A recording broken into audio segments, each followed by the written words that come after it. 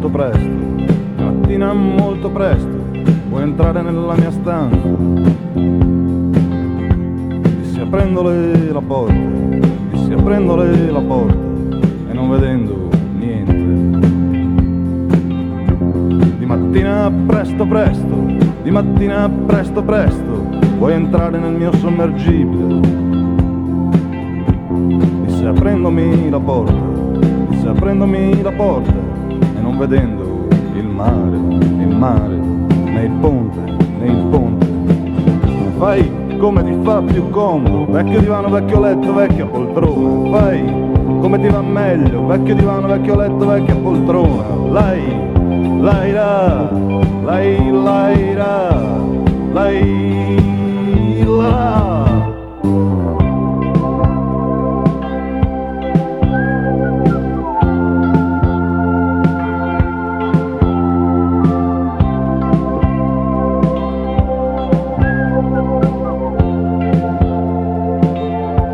Dissi io sono un suonatore che ormai non sa più cosa, che ormai non sa più cosa vuol dire musica, e nemmeno suonatore, e nemmeno dire, lai la la, e nemmeno suonatore, nemmeno dire, nemmeno volere. Allora, buongiorno a tutti, intanto io qui mi sento a casa, sia perché sono al Candiani, che è la casa della contemporaneità, dove questa amministrazione sta cercando di riappropriarsi di questa scatola, inserendo dei contenitori legati appunto alla contemporaneità, a tutte le arti, dalla pittura alla musica, a qualsiasi altra cosa possa in qualche modo rappresentare il tempo che stiamo vivendo. Mi sento a casa anche perché sono circondata da amici e è frutto di un'amicizia sia il premio Targa 48 che tutto quello che abbiamo cercato di costruire assieme alle associazioni culturali e al comune e anche ovviamente all'assessore Marra, che risponde sempre in modo molto tempestivo a qualsiasi sollecitazione. Allora, l'iniziativa, come voi sapete, ma poi lo diranno i diretti interessati, nasce da un'idea di Francesco Sartori e Piercarlo D'Amato, e quindi è opportuno che si evidenzi subito una cosa, che l'anno scorso, durante il bellissimo concerto che abbiamo organizzato proprio qui al Candiani, ci eravamo ripromessi di dedicare una via in memoria di questo artista che ci ha prematuramente lasciati, ma col quale condividiamo un'eredità musicale molto importante, che poi ha segnato anche la vita di molti altri artisti. E ci tengo a sottolineare, lo posso fare io perché non lo può fare direttamente lei, che l'assessore Mar ha dato immediata esecuzione a quella che non è semplicissima come cosa da fare per questioni di toponomastica che tralasciamo in questa sede. Però siccome la volontà, ovviamente autorizzata dal sindaco, era proprio quella di riconoscere un luogo, tra l'altro il più pertinente possibile a questo centro culturale Candiani che stiamo rilanciando da 8 anni e che sta andando sempre meglio, e quindi il fatto che questa via si trovi qui vicino, a mio avviso, è molto molto significativa di una vicinanza che questo artista ovviamente avrà sempre con il suo territorio. E poi ci sono un sacco di altre cose che sicuramente emergeranno, però desidero salutare la signora D'Amato, perché innanzitutto è qui questa mattina a rappresentare anche l'amato marito che ci ha prematuramente lasciati, che però è l'anima di questo premio e di tutti gli eventi che seguiranno. Quindi io mi impegno personalmente a pretendere che ci sia sempre la moglie ogni volta che verrà fatto qualcosa di importante, perché la memoria è un modo per sopravvivere anche dopo questa vita terrena, e perché credo che l'eredità, questo si tratta proprio di una vera e propria eredità, meriti di essere sempre valorizzata, e apprezzo tantissimo che sia qui stamattina, perché sicuramente il marito avrebbe voluto questo. Ci sono anche una serie di altre persone che hanno sempre voluto tenere viva la memoria di Lucio, e quindi io sono molto felice che la città di Mestre sappia in qualche modo andare oltre la morte delle persone e sappia mantenere vivo il ricordo, e soprattutto in questo caso anche il valore artistico, che è senza tempo ma che merita comunque di essere celebrato, perché parliamo di un'eccellenza veneziana riconosciuta a livello mondiale, abbiamo sempre detto un po' sconosciuta, e più perché faceva parte del suo personaggio l'essere un po' dietro le quinte, di non essere troppo appariscente, di non essere troppo presenzialista, però io credo che la città abbia davvero sia in debito con persone come Lucio e come i suoi amici, perché ripeto sono seduti qui, ed è importante che appunto anche le istituzioni culturali della città sappiano in qualche modo andare oltre la morte delle persone. Grazie.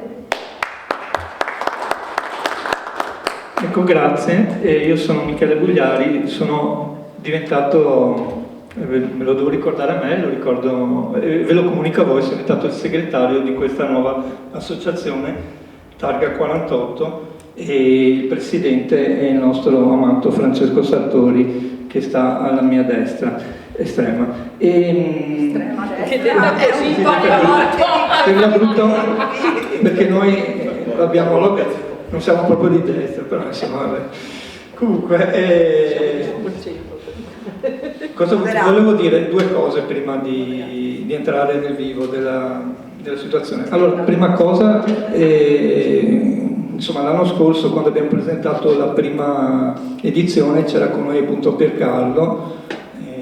Purtroppo quest'anno non c'è più, è una cosa molto triste per noi, però noi abbiamo fatto questa piccola cosa di dedicare un premio speciale per Carlo D'Amato, perché ci sembrava giusto ricordarlo così.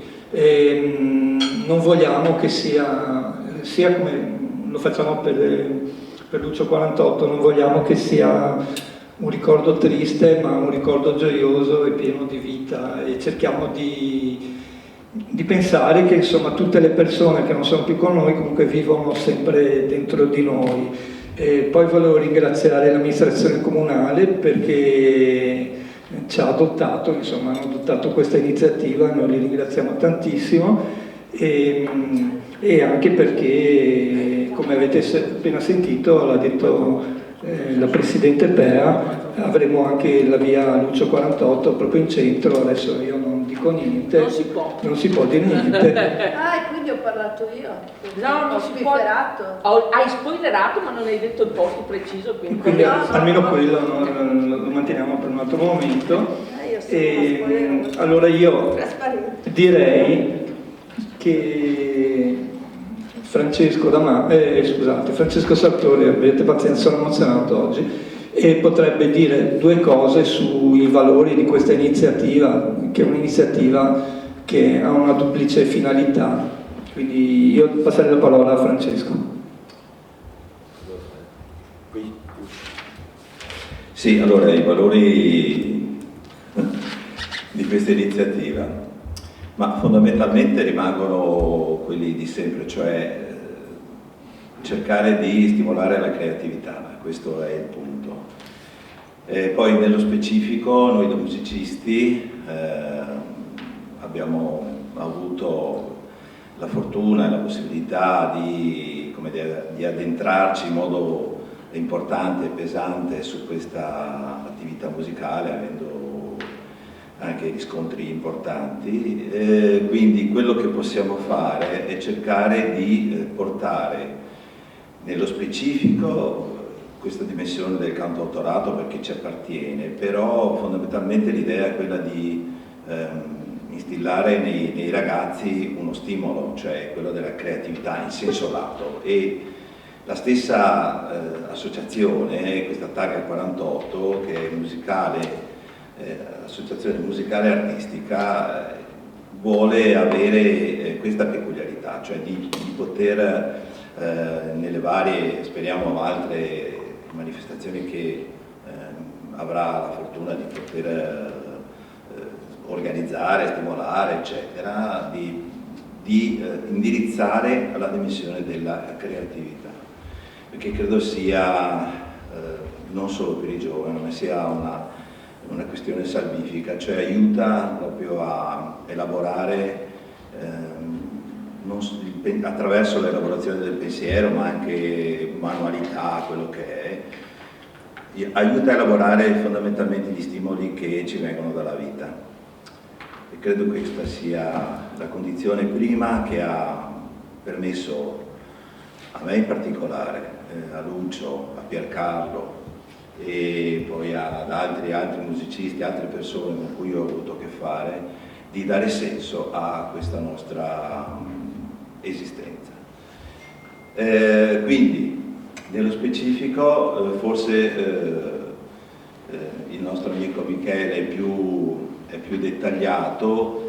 L'iniziativa fondamentalmente della Targa si rifà nei suoi fondamenti all'iniziativa che abbiamo avuto l'altro anno, cioè della presentazione, però magari Michele sarà un po' più preciso, della presentazione da parte dei candidati di un brano inedito, cioè il discorso dell'inedito un po' originale, diciamo, ecco, quindi elaborato da loro, in più proprio per far conoscere Lucio 48 nel suo repertorio, nel suo portare un brano di Lucio arrangiato, elaborato come desiderano, e anzi presentandone due per la verità, vero? Se abbiamo fatto in modo... Lo spieghiamo meglio, comunque diciamo da una parte c'è il ricordo di Lucio, scusate, da una parte c'è il ricordo di Lucio 48, dall'altra c'è il promuovere la creatività degli artisti, ecco, diciamo sono queste le due assolutamente i due valori fondamentali della nostra iniziativa. Ecco. Poi il dettaglio vuoi continuare tu? No, poi entro io, magari spiego le novità e il dettaglio. Finiamo prima la parte, magari. Ecco, sono Andrea Coppola, buongiorno a tutti. Volevamo prima finire la parte introduttiva del festival, prima di passare al dettaglio che ci illustrerà del concorso meglio Michele. Questo per Venezia, per Mestre, per la città di Mestre, è anche una grande occasione, perché va a coniugare una mancanza che viene sentita da tutti i territori ormai, cioè la mancanza di comunicazione, perché la musica sta diventando più isolata e meno condivisa, e questo lo si percepisce anche dalla qualità a volte di alcuni testi che passano velocemente e non rimangono. Questa non è colpa degli interpreti, ma è, credo, la mancanza proprio di aggregazione che la musica necessita. E per Venezia è una grande occasione, perché non dimentichiamo che il più blasonato premio, che è la Targa Tenco, il premio Tenco, è nato proprio per volontà di un evento, o per merito o per volontà di un evento infausto, ma che poi in sordina è diventato anzi il principale contest che c'è in Italia per il cantautorato. E cosa significa portare la Targa 48 a Venezia? Significa accendere i riflettori su quello, e questo grazie anche a questa amministrazione, che per anni è sempre mancato a Mestre, cioè una città che ha finalmente un concorso musicale di prestigio. Quest'anno è ancora più emozionante, non solo per noi che lo abbiamo organizzato, perché quasi fosse stato dettato da un disegno divino. Il promotore, il fondatore e la persona che ha creduto più di ogni altro a questo premio è sicuramente Piercarlo D'Amato, una persona che oltre chiaramente a mancarci in modo molto emozionante, perché ogni volta che lo citiamo è chiaro che è palpabile l'emozione, ha avuto il pregio e l'eleganza di sfidare, in un momento, quello dell'anno scorso, di sfidare una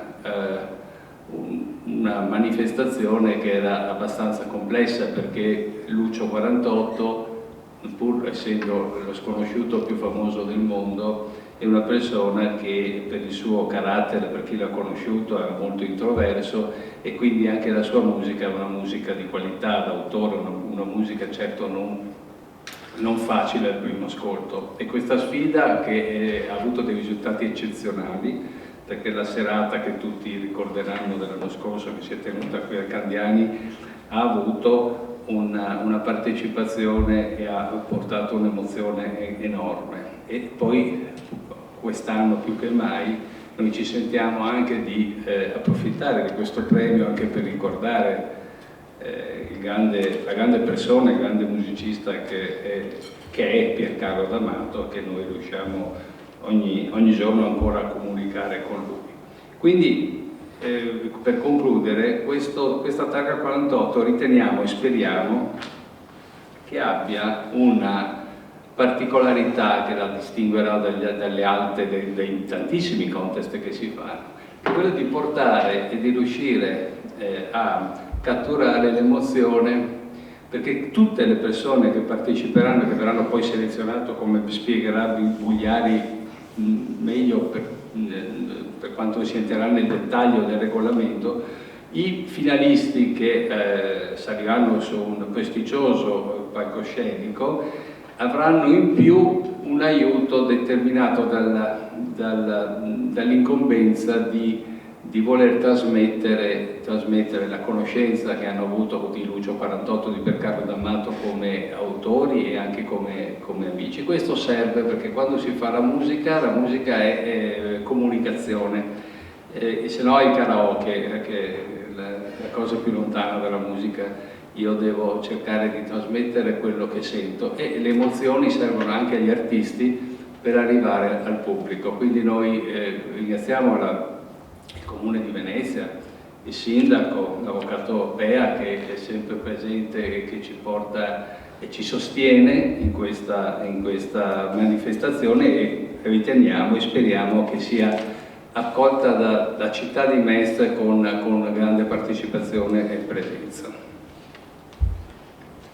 Ecco, ringraziamo Andrea, e io devo dire un paio di cose. Allora, quando ci siamo trovati anni fa, Piercarlo, Francesco e io, avevamo pensato di organizzare una manifestazione per ricordare Lucio 48, che era scomparso nel 2012, però volevamo appunto che questa cosa, abbiamo pensato, non sarebbe piaciuta a Lucio se avessimo fatto solo un ricordo, e quindi dovevamo dare il senso anche di una cosa che andasse verso il futuro, e il futuro è cercare di promuovere la canzone d'autore, naturalmente, quindi quelle persone che scrivono le proprie canzoni, i cantautori, le band che compongono, per dare uno spazio in più, perché ci sembrava che in questo momento ci sia più spazio per le cover e non per i creativi, coloro che si scrivono i pezzi e che si esprimono attraverso le proprie creazioni. E questa cosa secondo me dà un po' di speranza anche nel domani, perché comunque è una città creativa, è una città viva. Allora Abbiamo detto che Lucio è stato il cantautore più schivo, e quindi il cantautore famoso più sconosciuto, una cosa del genere, noi diciamo, perché in realtà lui era molto schivo, non amava fare i concerti, faceva i suoi dischi ma non amava promuoverli, però il destino ha voluto che lui scrivesse Con te partirò il testo, la musica di Francesco Sartori, e questo brano magicamente è diventato il brano più conosciuto all'estero, più venduto all'estero, e tanto che alla sera degli Oscar c'era questa canzone cantata dal vivo da Bocelli insieme a suo figlio, e in quel momento si vedevano le scene più significative di 100 anni di cinema. E quindi se gli americani a Hollywood hanno dato questo grande onore a questo grande mestrino, pensiamo insomma che sia giusto ricordarlo anche nella sua città, quindi questo ci conforta. Ecco, poi entrando invece nel vivo della seconda edizione, vorrei dire che ci sono due sostanziali novità, ecco, rispetto all'anno scorso. L'anno scorso potevano partecipare gli artisti della provincia di Venezia, quindi della città metropolitana. Quest'anno abbiamo allargato ai cantautori e alle band di tutta la regione Veneto. E la serata conclusiva si terrà il giorno 24 maggio alle 20, questa volta al Toniolo, non più all'Auditorio del Candiani come l'anno scorso, quindi diciamo abbiamo cercato di dare un'enfasi maggiore spostandoci nel teatro principale della città di Mestre. Ecco, quindi queste sono le due novità principali. Per il resto abbiamo fatto il bando con un regolamento e vi spiego le cose principali. Quindi gli artisti possono mandare alla nostra email, che è scritta nel comunicato, le domande. Bisogna che i musicisti siano almeno maggiorenni, risultino maggiorenni al giorno 24 maggio e possono partecipare quindi tutti i musicisti maggiorenni. Bisogna che il cantautore sia veneto, residente in Veneto, bisogna che se è una band, almeno uno della band sia residente in Veneto, e dovranno mandare una registrazione MP3 con un brano originale scritto da loro e poi una registrazione di un brano che invece sarà di Lucio 48. Ecco, siccome l'anno scorso abbiamo avuto degli artisti che hanno scelto lo stesso brano, per evitare che più artisti poi in finale si presentino con lo stesso brano, abbiamo chiesto agli artisti di scegliere anche un brano di Lucio 48 di riserva, in maniera tale che se ci saranno dei doppioni in finale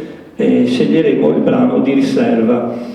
Poi tutti i concorrenti manderanno le loro domande con le loro registrazioni e la giuria, la commissione artistica, valuterà i brani e ne sceglierà 8 artisti che andranno in finale, e la sera della finale ognuno di questi artisti quindi interpreterà la propria canzone originale e il proprio brano scelto di Lucio 48, e quindi saranno consegnate le targhe 48 alla migliore canzone originale, al miglior testo, e il premio speciale per Carlo D'Amato alla migliore interpretazione di una canzone di Lucio 48. Ecco, teniamo conto, naturalmente noi abbiamo detto prima, no, che questa manifestazione nasce da un'idea di Piercarlo e di Francesco. Francesco Sartori e Piercarlo D'Amato non erano solo gli amici di Lucio, ma erano anche i collaboratori di Lucio, coloro che scrivevano le musiche dei brani di Lucio 48, per cui naturalmente quando ascolteremo i brani ascolteremo anche le musiche di Piercarlo e di Francesco. Ecco, naturalmente come sapete noi metteremo a disposizione il bando di concorso sulla pagina Facebook Targa 48 e e metteremo a disposizione il repertorio di Lucio 48 sul canale YouTube dell'associazione Targa 48, in maniera tale che i nostri artisti possano trovare tutto ciò che gli serve a disposizione. Ecco, io adesso volevo chiedere alla nostra Paola Mar, assessore amica, possiamo dire anche amica, che ci ha voluto bene in questi 2 anni, se vuole dire una parola, anche perché lei è interessata sotto vari aspetti a questa iniziativa. Ecco. Grazie. Aggiungo due riflessioni, a parte la parte organizzativa che io cerco sempre di supportare come assessore alla promozione del territorio, ma 2 riflessioni che mi sono venute in mente mentre parlavate, no? Allora, la prima è una parola greca che è filia, cioè che è amicizia, comunità di intenti. Credo che se a 12 anni dalla morte si continua a ricordare, anzi credo che si ricordi ancora di più quest'anno, adesso siamo in attesa di questa delibera di giunta di cui ha parlato il nostro consigliere delegato, o la nostra, come vuoi, con una roba di genere, la nostra consigliera delegata, l'avvocato Pea. Anche in questa manifestazione sia segno delle affinità elettive, delle comunità di intenti che presiedevano questo gruppo, perché di solito la memoria passa e distrugge, il tempo lenisce, però quando ci sono delle comunità di intenti, quando ci sono delle affinità elettive, forse il tempo costruisce. Ecco, e questa è la cosa che volevo sottolineare. Il secondo pensiero che credo sia giusto fare è, mi rifaccio come si dice? A Platone, no?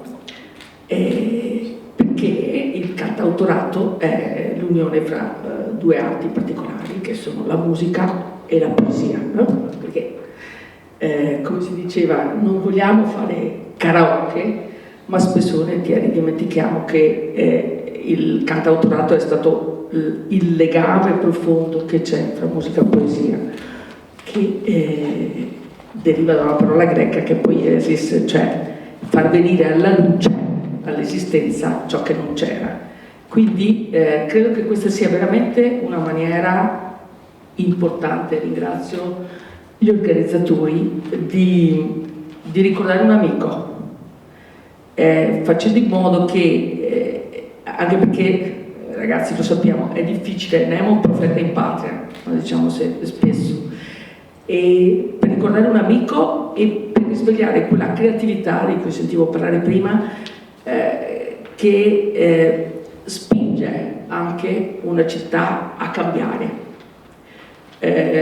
Questo è un solco nel quale l'amministrazione, e ringrazio qui di essere presente anche il dottor Casarin, che è dirigente alla cultura, che l'amministrazione sta cercando di compiere, soprattutto anche nei confronti dei giovani. Io faccio anche l'assessore all'università. Quindi è un lavoro continuo, è un lavoro che vedrà l'apertura degli atelier d'artisti all'ex Meroteca, o come si vorrà chiamare, è un lavoro che vedrà trasformato il Candiani come sede museale ancora più ampia, è un lavoro che vede anche presente, diciamolo, esco dal fattore amministrativo puro, ma la crescita dell'M9 con una mostra finalmente degna di essere chiamata mostra, e qui mi taccio, che vede anche la restituzione alla città del Paraplip, e dico che in questa città, a differenza delle altre città, la cultura di solito è un modo di fare rigenerazione urbana, e in questa città gli artisti verranno in centro. Il centro, di solito si fa rigenerazione urbana in periferia, no? E invece noi andiamo contro vento, controsenso. Quelli che dicono Non ce ne frega niente, esatto, non ce ne frega proprio niente, andiamo avanti su questa strada che è una strada che da 8 anni io e la consigliera delegata Giorgia Pea, che è anche presidente della Commissione Cultura, perseguiamo. Quindi questo è un ricordo che passa il tempo, foscurianamente, no?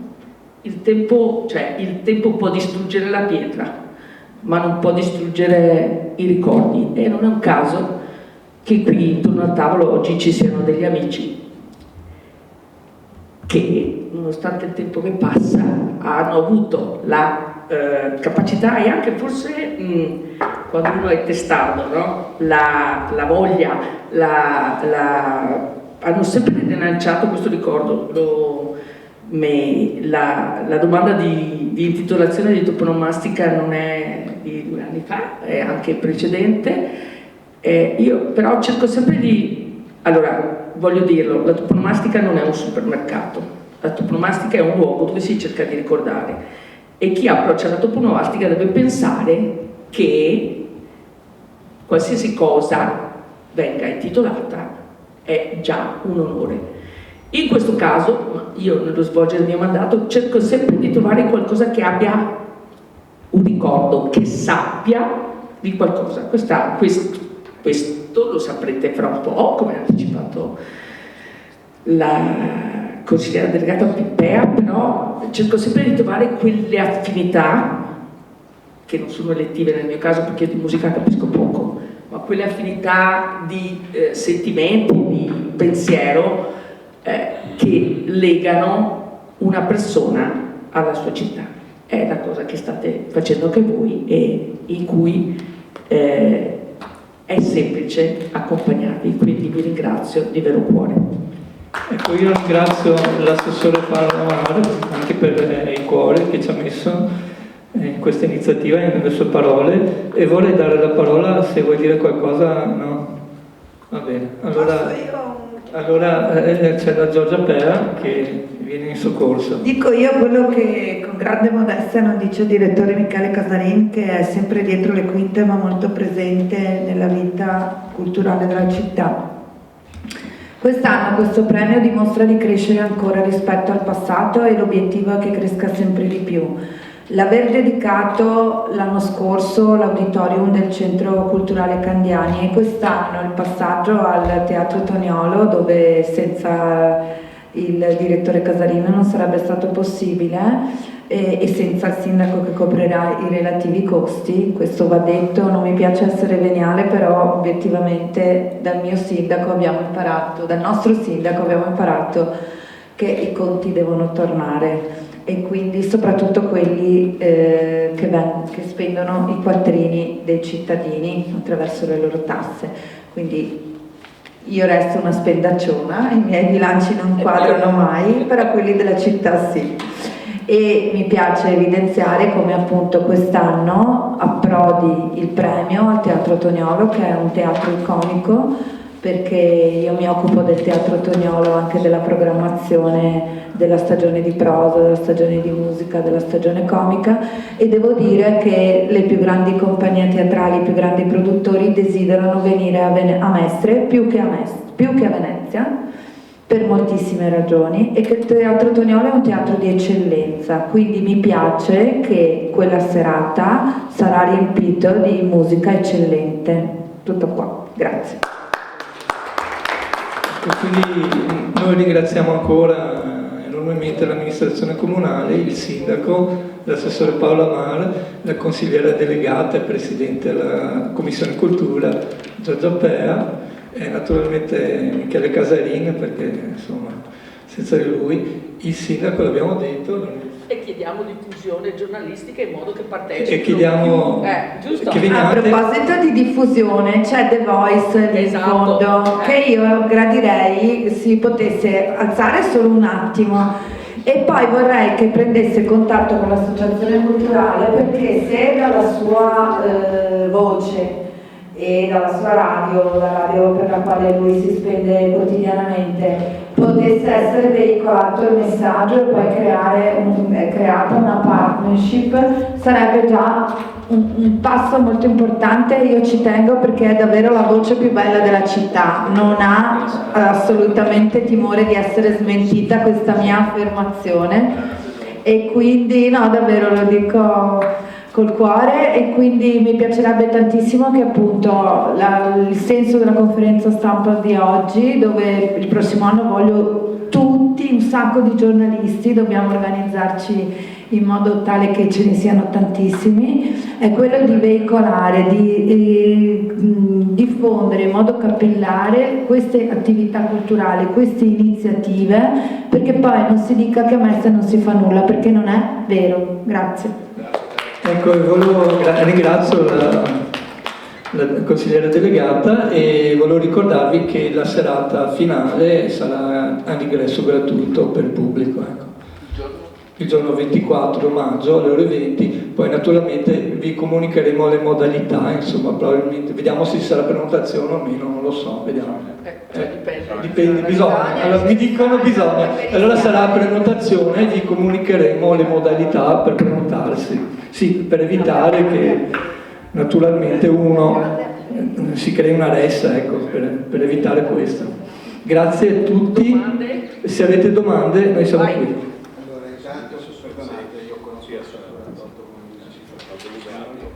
Parla più forte, ma non conosco l'entità del premio, i numeri, mi serviranno un po' di dati dell'anno scorso. Quanta gente L'anno scorso abbiamo avuto 200 persone circa, qua un po' meno di 200 persone di pubblico. No, adesioni. Adesioni ne abbiamo avuto una trentina, credo, adesso non me lo ricordo bene, sì, un po' di più, ecco, facciamo 35, ecco. 35-40 persone, 40 tra artisti e tra band e sì, si presume di sì, però diciamo quello che abbiamo chiaro è che saranno 8 i finalisti, perché è una questione di tempi, no? Devono cantare 2 canzoni tutti quanti, e più ci saranno degli ospiti a sorpresa che adesso non possiamo dire, insomma, ma chiaramente ci sarà qualcosa in più, no? Oltre alle canzoni, e i tempi sono quelli che sono, una serata e dobbiamo stare dentro i tempi, naturalmente. Ci sono i cambi palco che sono... Poi faccio una domanda privata, personale, se non si fa di musica, di produzione, ai signori musicisti che fanno. E come la vedete come fase questa qui di passaggio tra, cioè insomma, il recupero della canzone d'autore, non solo cantautorale, è una cosa molto importante e preziosa per venire a livello... Risponde Maurizio Trionfo. Perché è una fase molto delicata, sempre tanti musicisti che... Sì, guarda, io Maurizio Trionfo, amico fraterno di Piercarlo D'Amato, con cui gestivamo assieme l'associazione Musica Serenissima, avevamo uno spazio dentro Forte Marghera e organizzavamo tutte serate con musicisti che facevano musica propria. Infatti la nostra rassegna si chiamava Emersioni Sonore, non facevamo fare cover, e in realtà di musicisti che facevano musica propria ce n'erano tanti, assolutamente sconosciuti. E per cui si spera che con questa cosa le persone vengano fuori, che emerga questo sottobosco, questo sottostrato di gente che non si sa chi sia, che non hanno neanche spazi per esibirsi. Perché noi purtroppo anche come associazione, era un'associazione no profit, non potevamo pagare nessuno, c'era un palco allestito e venivano a suonare gratis anche. Però abbiamo avuto una bella risposta di gente, sia di autori sia di pubblico, per cui si spera che sia una manifestazione che possa andare avanti, insomma, che assolutamente faccia emergere tutte queste persone che esistono.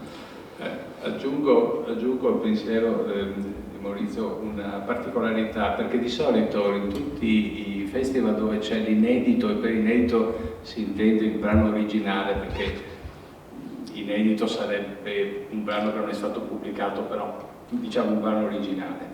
vengono sempre associati a dei nomi di persone che hanno avuto un successo popolare. Io ho avuto l'onore di essere in giuria al Festival Mogol e di solito l'autore che presenta il brano inedito viene nascosto dalle canzoni di Mogol, perché se io vado a presentare un mio brano in un contest dove c'è un nome conosciutissimo, si bada, la gente va al Festival Mogol per sentire Mogol Battisti, questa invece è una grande occasione perché, ed è la vera natura che dovrebbe avere un premio, una targa, cioè di valorizzare gli artisti emergenti, tant'è che nel regolamento ci siamo anche adattati a quello che è stato il cambiamento della sonorità della presentazione dei brani, che una volta il cantautore si presentava con la chitarra e cantava con la chitarra e faceva bene, secondo me, vabbè. Però e adesso invece col pianoforte, solamente pianoforte e chitarra. Questo ormai non appartiene più al linguaggio dei giovani, perché è cambiato il modo di registrare i brani, è cambiato il modo di cantare ed è cambiato il modo di suonare, anche grazie alla tecnologia. Quindi saremo anche aperti a questo, ad eccezione chiaramente del karaoke, che è l'unico male della musica mondiale, cioè l'unico veramente male. Io scusi, non voglio dirlo, ma l'ho mai detto, ma è così. Peggio, mi permetto di ironizzare la trap. Sì, sono d'accordo. Beh, comunque noi vogliamo dare ampia libertà, no, a tutti gli artisti, no? A me non piace questa storia che dobbiamo stigmatizzare il karaoke, bisogna chiarire questa cosa qua. La musica o la creatività è qualcosa che si muove, ok? Non possiamo limitarci a dire no, non deve essere incanalata così, deve essere incanalata colà. Questa è una storia che io e lui abbiamo fatto. Quindi che venga presentata attraverso quella che poi ovviamente adesso mi animo, ma era un pensiero che certamente con Piercarlo e certamente con Lucio era normale raccontarsi, cioè si evolve, possiamo utilizzare. Lucio una volta si è trovato a cantare il suo testo col secchio perché la base non c'era, ma l'elettronica, l'informatica, lo stesso linguaggio scritto ovviamente del testo che parla della vita, che parla il rap nasce lo sappiamo, non voglio fare nessuna dimensione di scuola o di dire che voi cose che sapete già, nasce da condizioni di pressione, mestre, nasce da una condizione di fatica, tutto quello che ci costringe, che ci opprime, poi alla fine viene sublimato. Questo è il punto. Quindi che venga sublimato con la trap, col coso, non mi interessa.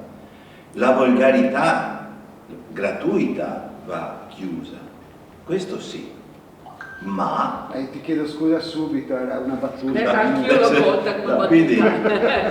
Quindi insomma, lasciamo che vengano i giovani che creano e inventano nuovi sonori. Ma siamo d'accordo. Poi peccato che i nostri tempi sono limitati, abbiamo una serata solo, come diceva Michele, abbiamo dovuto limitare ad 8, ma chissà che la prossima volta si possa fare qualcosa in più. Però secondo me, come diceva Maurizio, noi apriamo una porta a tanti cantautori che sono chiusi in casa, che fanno fatica a uscire dal vivo, e quindi tendiamo una mano a tante persone che hanno difficoltà in questo momento ad esprimersi, ma che sappiamo esistere, per cui speriamo bene, no? Che sia ben accolta. Io non so se il collega aveva una domanda, sì, poi chiudiamo. Precisa e mi è stata così innescata da quello che ho sentito poco fa. Il cantautore con la chitarra effettivamente scarseggia ultimamente, no? Ce ne sono molti di più che parlano, dicono, ma su campionamenti, su situazioni che vengono così contaminate dal mondo musicale moderno.